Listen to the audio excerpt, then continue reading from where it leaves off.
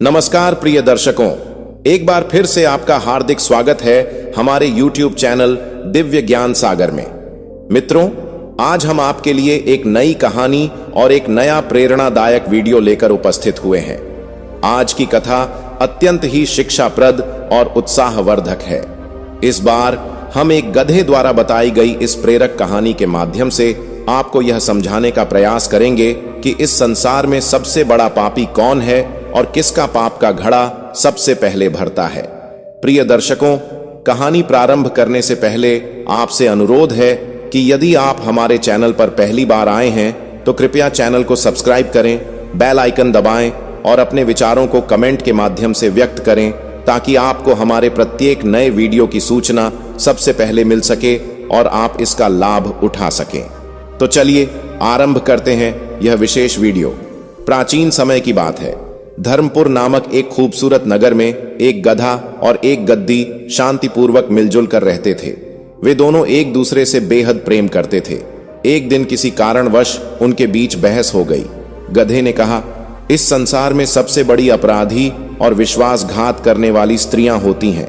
इस पर गद्दी ने भी पलटकर कहा, नहीं, इस दुनिया में सबसे अधिक पापी और धोखेबाज तो पुरुष ही होते हैं। उन दोनों के बीच विवाद इतना बढ़ गया कि वे समाधान के लिए भगवान श्री कृष्ण के पास पहुंचे। भगवान श्री कृष्ण ने गधे से पूछा, हे गधे, तुम ऐसा कैसे कह सकते हो कि इस संसार में पुरुषों से अधिक पापी और धोखेबाज स्त्रियां होती हैं? तब गधा बोला, हे प्रभु, मैं आपको एक कथा सुनाना चाहता हूं जिससे यह प्रमाणित हो जाएगा। श्री कृष्ण ने कहा, ठीक है, तुम अपनी कहानी सुनाओ। गधा अभी कहानी आरंभ करने ही वाला था कि माता सत्यभामा वहां आ पहुंची। उन्होंने कहा, हे प्रभु, मैं भी यह कथा सुनना चाहती हूं। मुझे भी जानना है कि इस संसार में सबसे बड़ा अपराधी कौन होता है, पुरुष या स्त्री। भगवान श्री कृष्ण बोले, ठीक है देवी, आप भी बैठ जाइए और यह कथा सुन लीजिए। इसके बाद गधा कथा सुनाने लगा। उसने कहा, हे प्रभु, बहुत समय पहले की बात है। एक राज्य में विश्वजीत नाम का राजा शासन करता था। उसके 4 पुत्र थे जो सभी अत्यंत साहसी और पराक्रमी थे। उनमें सबसे बड़ा पुत्र, जिसका नाम महावीर था, केवल वीर ही नहीं बल्कि अत्यंत आकर्षक और सुंदर भी था। उसकी पत्नी चंद्रिका भी अनुपम सौंदर्य की धनी थी और अपने समक्ष किसी अन्य स्त्री को सुंदर नहीं मानती थी। एक दिन किसी कारण से राजा विश्वजीत ने अपने बड़े पुत्र महावीर को राज्य से निर्वासित करने का आदेश दे दिया। यह सुनकर सब अत्यंत चिंतित हो गए। महावीर अपने महल में लौट आया और गहरी चिंता में डूब गया। उसे इस प्रकार उदास देखकर उसकी पत्नी चंद्रिका ने पूछा, स्वामी, आप इतने चिंतित और उदास क्यों हैं? राजकुमार होते हुए भी आप इतना मुरझाए हुए क्यों दिख रहे हैं? महावीर ने सोचा कि उसे अपनी भूल स्वीकार कर लेनी चाहिए। उसने अपनी पत्नी को पूरी बात बता दी। यह सुनकर चंद्रिका गहरे सदमे में आ गई और बेहोश होकर गिर पड़ी। उसकी दासियों ने गुलाब जल का छिड़काव कर उसे होश में लाया।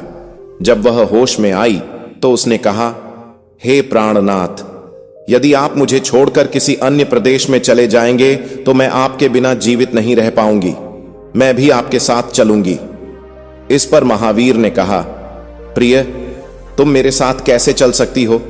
दूसरे राज्य में अनेक प्रकार के संकट हो सकते हैं। तुम जो महलों में पली बढ़ी हो, जंगल के कष्ट कैसे सहन कर पाओगी? चंद्रिका ने दृढ़ स्वर में कहा, स्वामी, जो भी कष्ट आएंगे वे आपके साथ रहते हुए भी मुझे आनंदपूर्ण प्रतीत होंगे, परंतु महल का यह वैभव आपके बिना जंगल के कष्टों से भी अधिक भयावह लगेगा। इसलिए मैं भी आपके साथ चलूंगी। यह सुनकर राजकुमार महावीर ने सोचा, मेरे बिना यह सच में नहीं रह पाएगी। इसे तड़पता हुआ छोड़कर जाना ठीक नहीं होगा। उसने अपनी पत्नी से कहा, प्रिय, उदास मत हो, मैं तुम्हें अपने साथ ले चलूंगा। यह सुनकर चंद्रिका अत्यंत प्रसन्न हो गई और अपने पति के साथ यात्रा की तैयारी करने लगी। अगले दिन सुबह होते ही वे दोनों राज्य से बाहर निकलकर एक घने जंगल में पहुंच गए। चलते चलते जब वे अत्यधिक थक जाते हैं तो एक विशाल बरगद के वृक्ष के नीचे विश्राम करने का निर्णय लेते हैं। वे इतने थके हुए थे कि ठंडी हवाओं के झोंकों में उन्हें तुरंत गहरी नींद आ गई। परंतु कुछ समय बाद एक विषैला सांप वहां आ पहुंचा और उसने राजकुमारी चंद्रिका को काट लिया। सांप के डसने से जब चंद्रिका तड़पने लगी तो महावीर की आंख खुल गई। उसने अपनी पत्नी को तड़पता हुआ देखा और सांप को दूर जाते हुए पाया। यह दृश्य देखकर महावीर व्याकुल हो गया, किंतु वह कुछ नहीं कर सका। कुछ ही क्षणों बाद चंद्रिका ने प्राण त्याग दिए।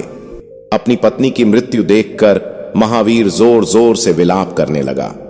उसके मन में विचार आया कि अब उसकी जीवन संगिनी नहीं रही तो उसके जीवन का कोई उद्देश्य शेष नहीं है।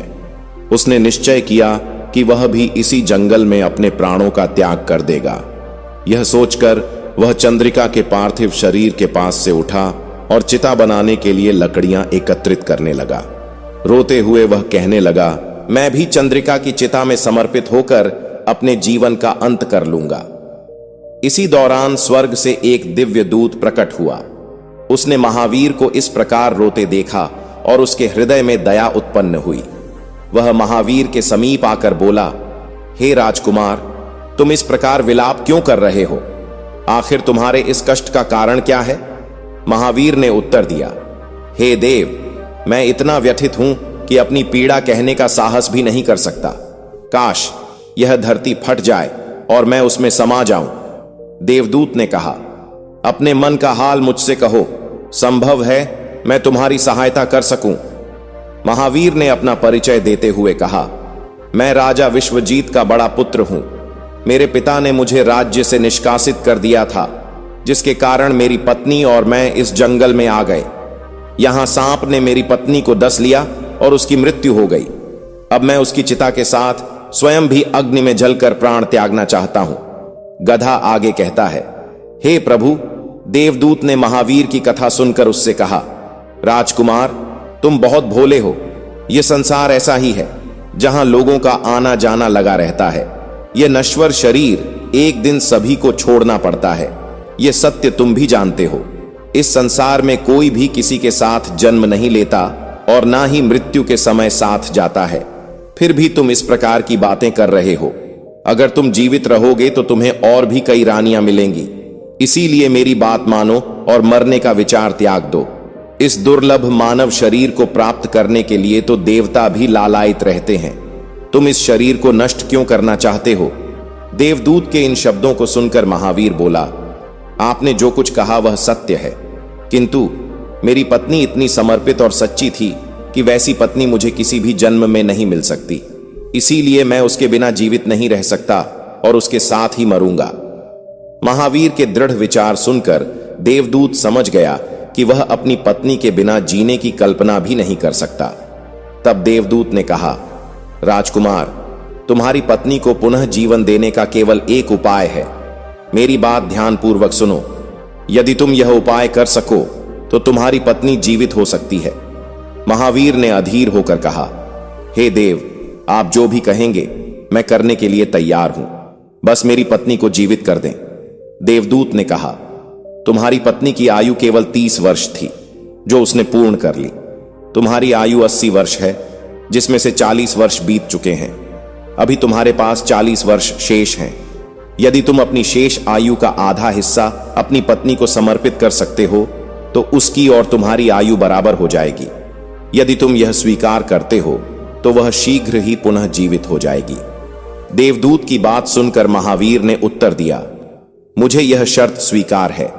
मैं अपनी पत्नी के लिए अपनी आयु का आधा हिस्सा त्यागने को तैयार हूं। देवदूत ने महावीर को जल का पात्र दिया और कहा, अब तुम अपनी पत्नी के पैरों पर जल अर्पित करके यह संकल्प लो। महावीर ने पात्र लेकर जल अर्पित करने का संकल्प लिया। तभी देवदूत ने कहा, पानी अर्पित करने से पहले मेरी एक महत्वपूर्ण बात को ध्यान से सुनो। इसमें एक गुप्त रहस्य छिपा है। किसी ने सुझाव दिया, तुम्हें वर्तमान में राजकुमारी की आवश्यकता है। तुम उसे बचाने के लिए संकल्प के साथ पानी डाल सकते हो, लेकिन भविष्य में यदि तुम्हें उसकी आवश्यकता न रहे तो तुम अपने संकल्प को वापस भी ले सकते हो। परंतु ध्यान रहे, यह बात कभी राजकुमारी से न कहना कि यह संकल्प तुम वापस ले सकते हो, क्योंकि यदि उसने यह जान लिया तो तुम्हारे लिए इसे वापस लेना असंभव हो जाएगा। कुछ बातें जीवन में गुप्त रखना ही उचित होता है, क्योंकि कभी कभी यही बातें काम आ जाती हैं। इतना कहकर वह देवदूत रानी के साथ प्रकट हुआ और फिर अदृश्य हो गया। चंद्रिका को चेतना लौट आई। तब राजकुमार महावीर ने राजकुमारी से कहा, तुम थकावट के कारण सो गई थीं, मैंने तुम्हें नहीं जगाया। इस प्रकार उसने अपनी पत्नी से सारी बातें छुपा ली। फिर कहानी में गधा भगवान श्री कृष्ण से बोला, हे प्रभु। इसके बाद वे दोनों यात्रा पर निकल पड़े। कुछ समय पश्चात उन्हें एक अत्यंत मनोरम स्थान दिखाई दिया। वहां एक महात्मा की कुटिया थी। जब वे वहां पहुंचे तो देखा कि एक तेजस्वी युवा संत साधना में लीन थे। दोनों यात्री अत्यधिक थके हुए थे, इसलिए महात्मा के पास जाकर विश्राम करने लगे।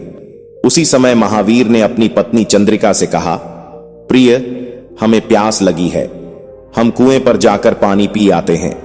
यदि तुम्हें भी प्यास लगी हो तो तुम्हारे लिए भी पानी ले आएंगे। चंद्रिका ने जवाब दिया, मुझे अभी प्यास नहीं है, आप जाकर पानी पी आइए। इसके बाद राजकुमार महावीर रस्सी लेकर कुएं की ओर चला गया। जब वह पानी पीने गया तो चंद्रिका की दृष्टि महात्मा की ओर गई। उनकी सुंदरता ने उसे आकर्षित कर लिया और वह उनके प्रति आकृष्ट हो गई। चंद्रिका महात्मा से पूछ बैठी, आप यहां इतनी शांति और प्रसन्नता से कैसे रहते हैं?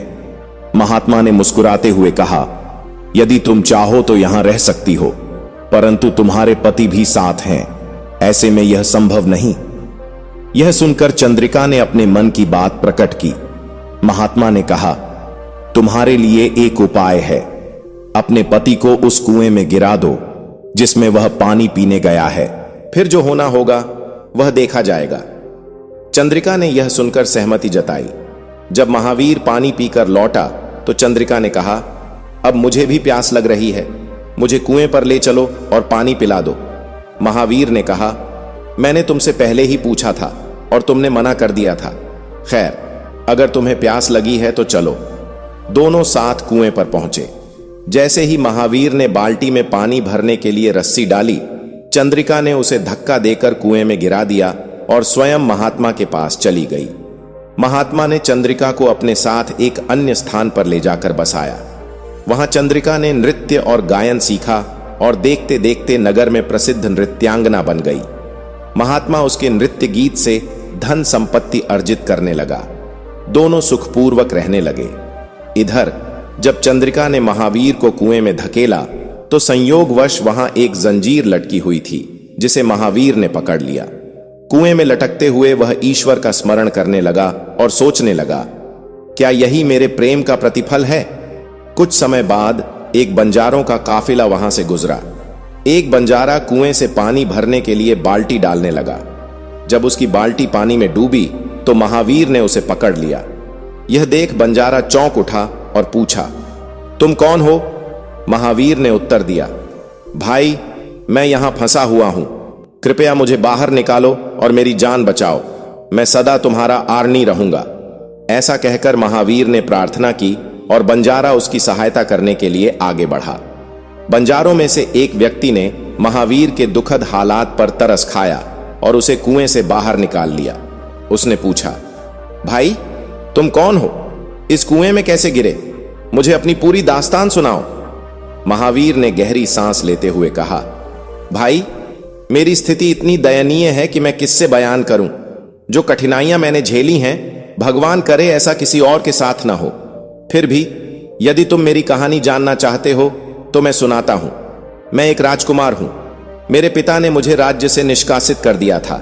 इसके बाद मैं अपनी प्रिय पत्नी के साथ एक जंगल में पहुंचा। हम दोनों एक दूसरे से अत्यधिक प्रेम करते थे। जंगल में एक विषैले सांप ने मेरी पत्नी को डंस लिया, जिससे उसकी मृत्यु हो गई। मैं अपनी पत्नी के साथ आत्मदाह करने जा रहा था। तभी एक देवदूत ने दया दिखाकर मेरी आयु के 20 वर्ष मेरी पत्नी को देकर उसे पुनर्जीवित कर दिया। इसके बाद हम जंगल से आगे बढ़े और कुछ दिनों बाद एक स्थान पर पहुंचे जहां एक संत की कुटिया थी। हम वहां रुके। प्यास लगने पर मैं कुएं पर पानी पीने गया। उसी समय मेरी पत्नी ने मुझ पर विश्वासघात कर मुझे कुएं में धक्का दे दिया। मैं वहां लटकता रह गया। उसी समय तुम्हारा आगमन हुआ और तुमने मेरी जान बचा ली। इसके बाद महावीर ने गांव में एक नया जीवन शुरू किया। वह एक बड़े साहूकार के यहां मुनीम की नौकरी करने लगा। एक दिन शहर के सभी व्यापारी और धनवान राजा के दरबार में पहुंचे। महावीर, जो राजकुमारी के नृत्य और गायन की ख्याति सुन चुका था, ने भी नृत्य देखने की इच्छा व्यक्त की। वह भी सेठ के साथ राजा के दरबार में चला गया। राजकुमारी चंद्रिका ने अप्सराओं के समान दिव्य नृत्य प्रस्तुत किया और अपनी मधुर आवाज में कई सुंदर राग गाए। उसकी प्रस्तुति देखकर दरबार के लोग चकित रह गए। राजा से लेकर प्रजा तक सबने उसकी भूरी भूरी प्रशंसा की और बहुमूल्य उपहार दिए। महावीर ने अपनी उंगली में पहनी हुई हीरे की अंगूठी निकाली और चंद्रिका को भेंट कर दी। चंद्रिका ने अंगूठी को देखते ही पहचान लिया। वह सोचने लगी, यह तो वही अंगूठी है। मेरा पति जीवित है और यहां तक आ पहुंचा है। अब वह मुझे कभी नहीं छोड़ेगा।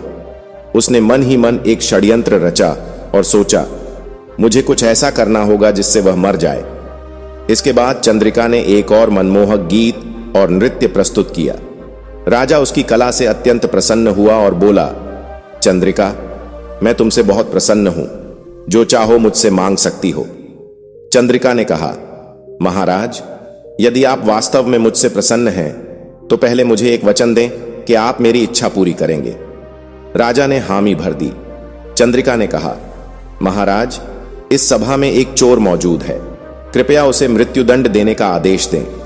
राजा ने कहा, तुम उस चोर को मेरे सामने लाओ। चंद्रिका ने तुरंत महावीर का हाथ पकड़कर राजा के समक्ष प्रस्तुत कर दिया। राजा ने सैनिकों को आदेश दिया, इस चोर को पकड़कर झल्ला दोनों के पास ले जाओ और इसे फांसी पर लटका दो। इस बीच महावीर का सेठ भी वहां आ पहुंचा। वह डरते हुए महावीर के पास गया और पूछा, तुमने क्या चुराया है जिसके कारण यह तुम्हें मरवाना चाहती है? महावीर ने कहा, मालिक, मैंने कुछ नहीं चुराया। कृपया आप राजा से कहें कि वे मेरी दो बातें सुन लें, इससे मेरी जान बच सकती है। सेठ ने अपने साथी व्यापारियों से चर्चा की।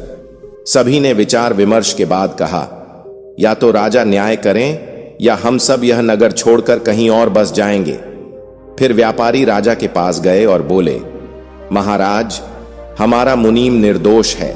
यदि वह कहता है कि उसे अपनी दो बातें आपको सुनानी है तो कृपया उसे यह अवसर दें। उसके बाद भी यदि आपको लगे कि उसने अपराध किया है तो उसे मृत्युदंड दे दीजिए।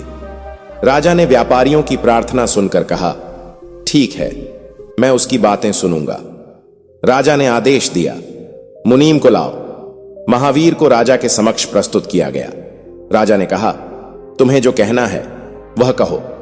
महावीर ने उत्तर दिया, महाराज, मैंने ऐसा क्या अपराध किया है कि आपने मुझे मृत्युदंड का आदेश दे दिया? राजा ने कहा, तू इस महिला का चोर है। महावीर ने शांत स्वर में कहा, नहीं महाराज, मैं इसका चोर नहीं हूं, बल्कि यह मेरी पत्नी है जिसने मुझे कुएं में धकेलकर एक संत के साथ भाग लिया था। राजकुमारी चंद्रिका ने स्थिति बिगड़ती देख तुरंत राजा से कहा, महाराज, यह व्यक्ति झूठ बोल रहा है। मैं इसे जानती तक नहीं। यह मेरे ऊपर झूठा आरोप लगा रहा है। यह चोर है और मैं केवल इतना ही जानती हूं।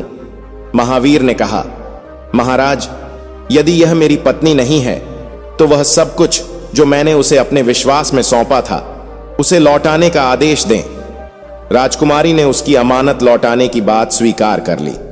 महावीर ने कहा, अच्छा, अब अपने हाथों में पानी लो। हमारा निर्णय इसी सभा में होगा। दोनों ने पानी लिया। महावीर ने कहा, जो वस्तु मैंने तुम्हें सौंपी थी उसे अब मैं वापस कर रहा हूं। राजकुमारी ने भी पानी लेकर कहा, जो उसने मुझे सौंपा था उसे मैं लौटा रही हूं। जैसे ही चंद्रिका ने अपने हाथों का पानी छोड़ दिया, उसके प्राण निकल गए। यह दृश्य देखकर सभी लोग स्तब्ध रह गए। राजा भी हैरान हो गए और चिंतित होकर महावीर से बोले, यह क्या हुआ? मुझे सच्चाई बताओ। तब महावीर ने अपने जीवन की पूरी कथा सुनाई। उसने देश निकाला मिलने से लेकर राजकुमारी के विश्वासघात तक की सारी घटनाएं विस्तार से बता दी। राजा ने सब सुनने के बाद महावीर को गले लगाया और अपनी बेटी का विवाह उसके साथ कर दिया। इसके बाद गधा भगवान श्री कृष्ण से बोला, हे प्रभु, मैंने यह कथा सुनी है, इसलिए मैं स्त्रियों से घृणा करता हूं। स्त्रियां पुरुषों से अधिक पाप और छल करती हैं। यह सुनकर सत्यभामा ने कहा, हे प्रभु, गधा जो कह रहा है उसमें कुछ सच्चाई हो सकती है, लेकिन सभी स्त्रियां ऐसी नहीं होती। कुछ ही नैतिकता और ईमानदारी से रहित हो सकती हैं। वैसे ही कुछ पुरुष भी पापी और विश्वासघाती हो सकते हैं। तब भगवान कृष्ण ने गद्दी से पूछा, तुम्हें क्या कहना है? गद्दी ने कहा, हे प्रभु, मैं भी एक कथा सुनाती हूं जिससे यह सिद्ध होगा कि पुरुष अधिक पाप और छल करते हैं। गद्दी ने अपनी कहानी शुरू की। एक गांव में एक संपन्न परिवार रहता था। उस परिवार का एकमात्र पुत्र बहुत अजीब स्वभाव का था। वह इतना बड़ा जुआरी था कि उसके पिता उसकी आदतों से परेशान रहते थे।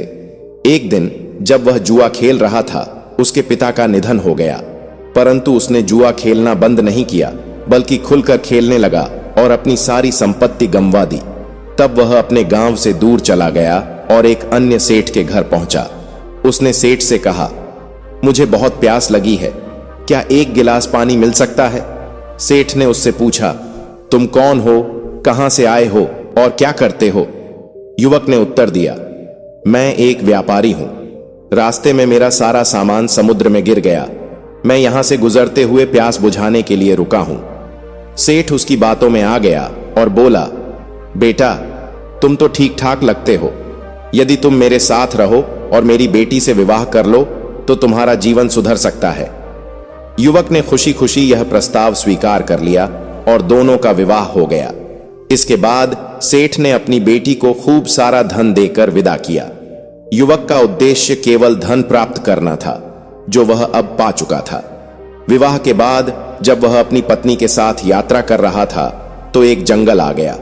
वहां पहुंचकर उसने अपनी पत्नी से कहा, देखो, हम जंगल में हैं। यहां कोई डाकू हमारे गहनों पर नजर डाल सकता है, इसलिए तुम अपने सभी आभूषण मुझे सौंप दो ताकि हम उन्हें सुरक्षित रख सकें।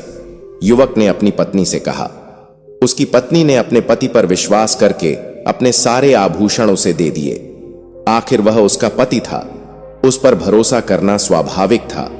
युवक ने सभी गहनों को एक पारदर्शी थैली में बांध लिया और दोनों जंगल में आराम करने लगे। लेकिन उसके भीतर लालच पहले से ही था, जो अब और अधिक बढ़ चुका था। सेठ ने अपनी बेटी के साथ जो दासी भेजी थी, उसे युवक ने अपने स्वार्थ के चलते मार डाला। इसके बाद उसने अपनी पत्नी को भी एक कुएं में धकेल दिया और मन ही मन सोचा, मैंने इसके साथ केवल धन के लिए विवाह किया था, अब वह काम पूरा हो गया है, यह पानी में डूबकर मर जाएगी। यह सोचकर युवक वहां से चला गया। हालांकि उसकी पत्नी मरी नहीं, वह कुएं से बाहर निकलने के लिए चिल्लाने लगी। उसी समय एक व्यक्ति वहां से गुजर रहा था।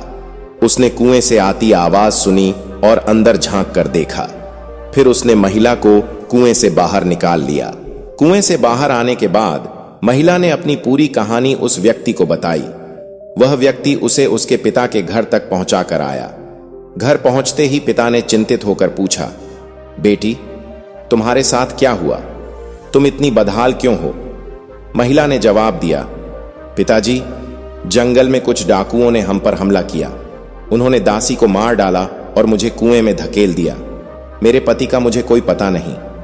बेटी की बातें सुनकर सेठ ने उसे सांत्वना देते हुए कहा, कोई बात नहीं बेटी, भगवान सब ठीक करेंगे। गद्दी ने अपनी कहानी समाप्त करते हुए भगवान श्री कृष्ण से दुख भरे स्वर में कहा, हे प्रभु, इस दुनिया में पुरुष ही अधिकतर विश्वासघाती और पापी होते हैं।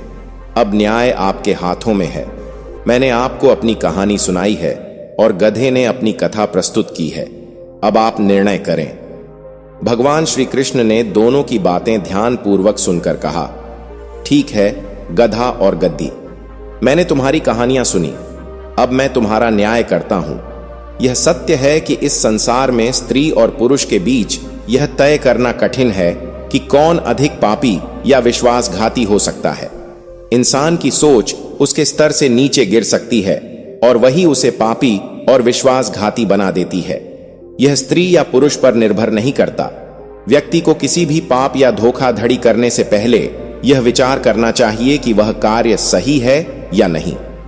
धर्म ग्रंथों के अनुसार महाभारत काल में योगेश्वर श्री कृष्ण ने अमृता प्राप्त करने वाले गुरु द्रोण के पुत्र अश्वत्थामा को भ्रूण हत्या का प्रयास करने के लिए दंडित किया था। उन्होंने अश्वत्थामा की मणि छीन ली। जिसके अभाव में वह शक्तिहीन हो गया। यह उल्लेखनीय है कि उसने अभिमन्यु की पत्नी उत्तरा के गर्भ में पल रहे शिशु को मारने का प्रयास किया था। तब उत्तरा के गर्भ की रक्षा के लिए स्वयं भगवान श्री कृष्ण ने उसमें प्रवेश कर भ्रूण को सुरक्षित किया था। यही कारण है कि धार्मिक ग्रंथों में जीव या भ्रूण हत्या के विरोध में कठोर शब्दों का प्रयोग किया गया है। शास्त्रों के अनुसार नारी को शक्ति का प्रतीक माना गया है। हर युग में महापुरुषों ने नारी को सम्मान और पूजा दी है। नारी ने अपने गर्भ से महापुरुषों के साथ साथ दिव्य शक्तियों को भी जन्म दिया है। यही वजह है कि उसे जगत जननी और सृष्टि की रचयिता कहा जाता है। किसी भी धर्म ग्रंथ ने इस सृष्टि को नष्ट करने का अधिकार पृथ्वी के निवासियों को नहीं दिया है। इसलिए भ्रूण हत्या केवल पाप नहीं बल्कि महापाप है। इस पाप के लिए व्यक्ति को 100 जन्मों तक नरक के कष्ट भोगने पड़ते हैं। क्या अश्वत्थामा का पाप इतना भयंकर था कि भगवान श्री कृष्ण ने उसे श्राप दे दिया? महाभारत के युद्ध में अनेक प्रकार के पाप और छल हुए जिनकी गिनती कर पाना संभव नहीं। दोनों पक्षों ने छल कपट का सहारा लिया और अनगिनत योद्धा रणभूमि में मारे गए। दुर्योधन और दुशासन जैसे अधर्मी और अन्यायी भी युद्ध में मारे गए, लेकिन वे युद्ध के मैदान में अपने कर्तव्यों को निभाते हुए मृत्यु को प्राप्त हुए, इसलिए उन्हें स्वर्ग लोक की प्राप्ति हुई। तो मित्रों, इस कहानी के संदर्भ में आपके क्या विचार हैं? कृपया अपनी राय हमें कमेंट बॉक्स में जरूर लिखें। प्रिय दर्शकों, हमें उम्मीद है कि आपको यह कथा पसंद आई होगी। यदि आपको यह कथा अच्छी लगी हो तो कृपया इस वीडियो को लाइक करें। अगर आप हमारे चैनल पर नए हैं तो हमारे चैनल दिव्य ज्ञान सागर को सब्सक्राइब करना न भूलें। साथ ही इस वीडियो को अधिक से अधिक लोगों के साथ साझा करें ताकि वे भी इस महत्वपूर्ण विषय को जान सकें। और हां, कमेंट सेक्शन में जय श्री कृष्ण अवश्य लिखें। आप सभी का इस वीडियो को यहां तक देखने के लिए हृदय से धन्यवाद। जय श्री राम।